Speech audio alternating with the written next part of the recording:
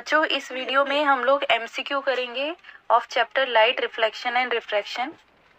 First question है what is the radius of curvature of a plane mirror. बच्चों plane mirror का जो radius of curvature है वो इन्फिनिटी होता है, that's why option C is correct. Next question number 3 है बच्चों, the focal length of small concave mirror. जो फोकल लेंथ है कॉन्केव मिरर का वो 2.5 सेंटीमीटर दे रखा है, दैट मीन्स एफ हमें गिवन है 2.5 सेंटीमीटर।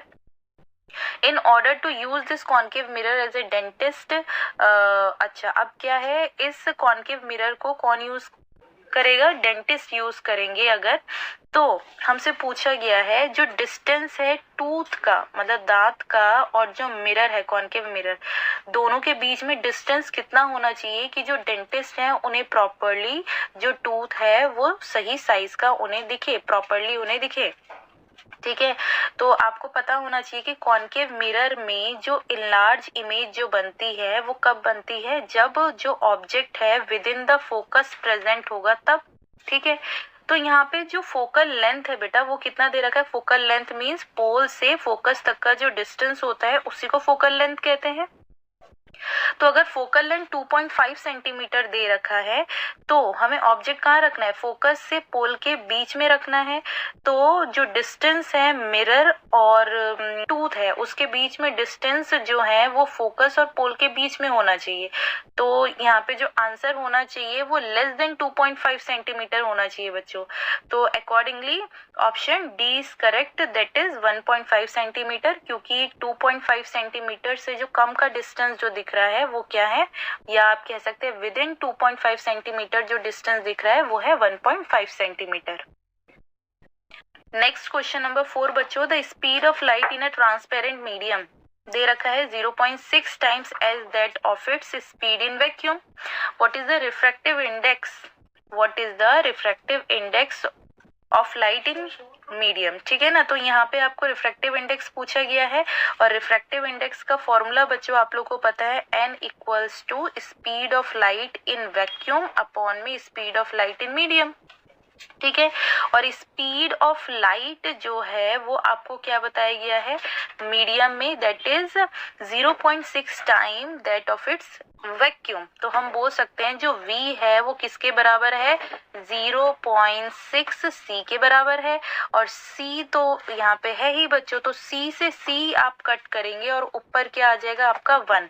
तो 1 को 1 अपॉन में 0.6 को जब आप सॉल्व करेंगे बेटा तो आपका जो आंसर निकल के आएगा दैट विल बी 1.66। ठीक है, so correct option is D. Next question number 5 में आएंगे बेटा, does refractive index very with colour of light. जैसे जैसे लाइट का कलर जो है वो चेंज होगा तो क्या रिफ्रैक्टिव इंडेक्स भी चेंज होगा, देन आंसर शुड बी बच्चों yes, because for different colour refractive index of medium are different. ठीक है, क्वेश्चन नंबर 6 में आएंगे, what should be the position of object when concave mirror is to be used in torches. यहाँ पे पूछे गया अगर कॉन्केव मिरर को हम टॉर्च में यूज कर रहे हैं तो ऑब्जेक्ट का पोजीशन कहाँ होना चाहिए बच्चे। तो आपको पता होना चाहिए कि ऑब्जेक्ट का जो पोजीशन है वो फोकस में होना चाहिए बच्चों। ऑब्जेक्ट का पोजीशन जब फोकस में होगा तभी जो लाइट है वो पैरेलल जो है वो रिफ्लेक्ट बैक होती है, ये आपको याद रखना है। That means correct answer is at F. Why, because light ray incident through focus becomes parallel to the principal axis। जब भी लाइट रे फोकस से होते हुए जाती है तो जो आपकी रिफ्लेक्टेड रे है वो पैरेलल होती है टू द प्रिंसिपल एक्सिस। ठीक है, क्वेश्चन नंबर 7 में देखेंगे बच्चों, no matter how far you stand from a mirror your image appears erect. कोई फर्क नहीं पड़ता है कि आप मिरर से कितना दूर खड़े हुए हैं, आपकी जो इमेज है वो इरेक्ट बन रही है, दैट मीन्स इरेक्ट या वर्चुअल बन रही है। तो वो मिरर कौन से होने चाहिए, तो आपको याद रखना है कि जो मिरर है वो या तो प्लेन होना चाहिए या तो कॉन्वेक्स। प्लेन मिरर में भी वर्चुअल एंड इरेक्ट इमेज बनती है और कॉन्वेक्स के केस में भी वर्चुअल एंड इरेक्ट इमेज बनती है। ठीक है, यहाँ पे जो साइज ऑफ इमेज है वो आपका पोजीशन पर डिपेंड नहीं करता है। ठीक है, इन दोनों केसेस में। नेक्स्ट आएंगे बेटा, that is magnification produced by a rear view mirror fitted in vehicle is. जो मैग्निफिकेशन है वो कितना होना चाहिए, जो आगे के जो मिरर्स लगे होते हैं व्हीकल्स में, उनमें मैग्निफिकेशन क्या होना चाहिए। मैग्निफिकेशन आपको याद होगा हाइट ऑफ इमेज अपॉन में हाइट ऑफ ऑब्जेक्ट बच्चों, ठीक है।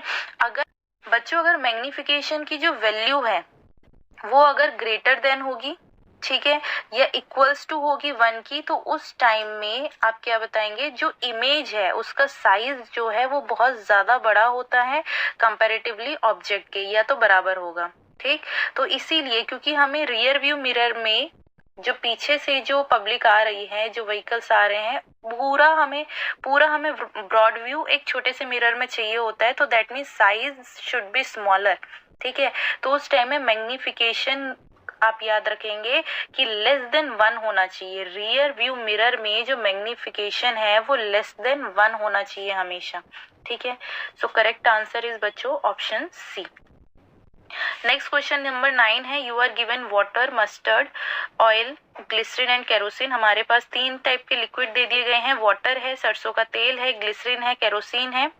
तो इसमें बताया जा रहा है in which of these media ray of light incident obliquely same angle would bend the most. यहाँ पे पूछा गया है कौन से केस में, अगर मान लो कि अगर लाइट एंटर कर रही है, ठीक है ना, पहला मीडियम जो है वो वाटर है, दूसरा मस्टर्ड ऑयल है, तीसरा ग्लिसरीन है, चौथा केरोसिन है, तो किस केस में जो एंगल ऑफ रिफ्रैक्शन है, जो रिफ्रैक्टेड रे है, वो सबसे ज्यादा बेंड करेगी। तो सबसे ज्यादा बेंड उसी में करेगी बच्चों जिसका ऑप्टिकल डेंसिटी सबसे ज्यादा होगा। तो आपको याद रखना है ऑप्टिकल डेंसिटी सबसे ज्यादा ग्लिसरीन का होता है, सबसे ज्यादा denser comparatively water, mustard oil और केरोसिन के कंपैरेटिवली ग्लिसरीन जो है वो ज्यादा डेंसर होता है, ऑप्टिकली डेंसर होता है। दैट्स व्हाई ग्लिसरीन के केस में जो रिफ्रैक्टेड रे है वो ज्यादा बेंड करेगी। So correct answer is option C, glycerine. Question number 10 में आएंगे बेटा, find the angle of incidence and the angle of reflection from the diagram. यहाँ पे देखो बताया गया है कि हमें angle of incidence and angle of reflection find out करना है बच्चों। तो यहाँ हमें 35 डिग्री ये दिया गया है और यहाँ पे θ1 और θ2 हमें फाइंड आउट करना है, that is angle of reflection and angle of refraction. We know very well कि नॉर्मल रे जो है इस तरफ भी 90 डिग्री का एंगल बनाती है और इस तरफ भी 90 डिग्री का एंगल बनाती है बच्चों। तो अगर ये पूरा 90 डिग्री का है जिसमें से हमें कितना दे रखा है, 35 डिग्री दे रखा है, तो अगर मुझे एंगल ऑफ इंसिडेंस निकालना है बच्चों, तो एंगल ऑफ इंसिडेंस निकालने के लिए मैं पूरा 90 डिग्री में से अगर ये वाला 35 डिग्री माइनस कर दूं तो एंगल ऑफ इंसिडेंस आ जाएगा, ठीक है। तो एंगल ऑफ इंसिडेंस हम कैसे निकाल रहे हैं, 90 डिग्री में से 35 डिग्री आप माइनस करेंगे तो आपका आंसर आ जाएगा 55 डिग्री, और ये 55 डिग्री क्या हो जाएगा, एंगल ऑफ इंसिडेंस। और वी नो वेरी वेल कि angle of incidence equals to angle of reflection, therefore जो एंगल ऑफ इंसिडेंस 55 डिग्री है, देयरफॉर आपका एंगल ऑफ रिफ्लेक्शन भी 55 डिग्री हो जाएगा, ठीक है। सो करेक्ट ऑप्शन इनमें से हमारा हो जाएगा option C, that is angle of incidence and angle of reflection both will be 55 degree, ठीक है। ये इस वीडियो में हम लोगों ने 10 क्वेश्चंस किए हैं बच्चों। आगे आने वाली वीडियो में और ऐसे ही हम लोग क्वेश्चंस प्रैक्टिस करेंगे। आप कंटिन्यू रिवीजन करते रहोगे बच्चों, जो भी डाउट होगा आप पूछेंगे।